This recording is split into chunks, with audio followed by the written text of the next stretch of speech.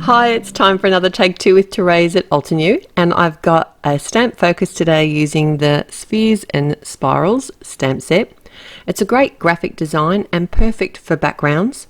So I thought I'd share two designs today using a couple of the different stamps from the set and in a different way on each of the cards and create some backgrounds. I'm starting with some navy cardstock here, and it's cut just smaller than the size of the front of my card, and I'm just lining it up on the lid of my MISTI because it's a big stamp and I want to make sure that I get it right because I'm using some embossing ink today. And with embossing ink, because it's clear, it's really hard to see if you've got all the parts of your stamp. So the good thing about the MISTI is that you can restamp it. I'm using some rose gold embossing powder here. It's one of the crisp embossing powders, and it's a really pretty rosy gold colour. You might notice I'm having a bit of a flyaway effect here. I've got my fan in the ceiling going on fairly high because it's been very hot here recently. And look at the colour of this gold when you hit it with the heat tool.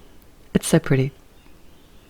So now I'm going to start working on my second background, and this is a bit more subtle. I'm doing some circles, and this is the smaller one. There's two versions of this in the set, and they're striped, and this was really easy to line up just by eyeballing it. Because of the lines, I did think about sort of twisting the circle around just to give it a bit of a different effect, or ombreing the background, but in the end I decided to stamp the whole thing in one colour, and that's the Mountain Mist. If you're not confident to stamp it freehand, you could use a tool like the Fiskars stamp press. I do use that a lot to line up background stamps, or you could just draw some light pencil lines on there. I cut this down because I want it to be the whole front of my card, so I did have to cut the front of my card as well to fit this panel, so it's a bit smaller than the average card. And I'm also going to be stamping. No, I'm not. I'm going to be colouring. I'm using my artist markers to do some colouring today. And these are the pen sketched flowers, and I've got the coordinating dies for these, so it makes life easy. I wanted to do sort of a bit of a messy Copic colouring look. I find that's how I like to colour these particular flowers, and I think it's because they've got that sort of sketchy finish in them. I don't want them to look perfectly blended, although they would look amazing if I took the time and did that. I find this kind of is almost like alcohol marker watercolouring look. And I've got the lids off to the side to let you see the colours that I've used. And if you want to see the other flower that I've coloured, I'm actually going to share that at my Instagram account. So I did pretty much colour it just the same though, nothing too fancy. I had to come in again with another colour because it just wasn't dark enough for me. And this makes me happy. The colour combo today is like this navy, the Mountain Mist colour, and then this sort of corally peachy colour, and I think it goes really well together. It makes me happy. I left my stamps in place in my MISTI so that I could re-stamp the images. Initially I'd stamped them with the permanent black ink because I was using the artist markers, but I now use the Obsidian black ink to get those nice crisp edges on my flowers again and add a bit of depth to the dark black on the edges. Alright, so now I'm going to work on my sentiment. I want to cut the center out, and I don't have the coordinating dies yet. It was killing me. I really wanted this center die because from what I can see, it actually cuts out the little edges of that spiral, but I'll survive. I managed to use one of the halftone circle dies, and it actually fit really quite well.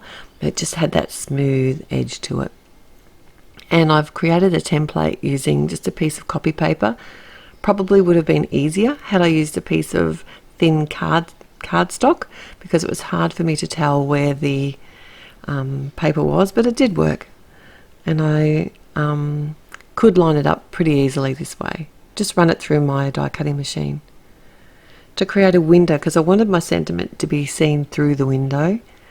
Now the sentiments for both the cards today, they come from the Engraved Flowers stamp set, and they have really pretty fonts in them and pretty sentiments as well. And I stamped this one here in it's a blue colour called Desert Night. I've popped my panel up with some fun foam, added my sentiment first so that I could line it up nice and straight before I added the whole thing to the front of my card. Much easier than trying to stamp on the front of my card and then line everything else up. Right, and then I popped up the flower on the front. How pretty is that?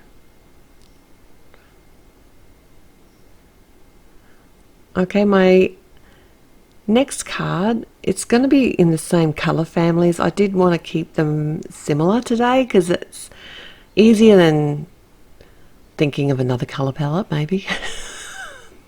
And it's probably because I liked them all together, and I like to create something that's kind of similar, but it is different. The sentiments from the same set, I'm heat embossing it on the navy cardstock, and I love the way that you can really see the gold on that. When I first put the embossing powder on there, I thought there's no way you're going to see that. But when I hit it with the heat tool, it just came to life. It was so pretty. And all I did was sort of combine this second flower with my sentiment and pop that up on the front of the card as well, and added some crystals. You could do this technique with so many of the different patterns in the actual spheres and spirals stamp set, and change it up however you like. I can't wait to see what you do with the set. I'll add the link in the description below, which shares all the products that I've used today, as well as you'll be able to find lots of pictures and more information at that blog post. So don't forget to head through there. I appreciate every visit. Click on the thumbs up button if you like this. If you haven't already, it'd be great if you could subscribe. Till next time. Bye.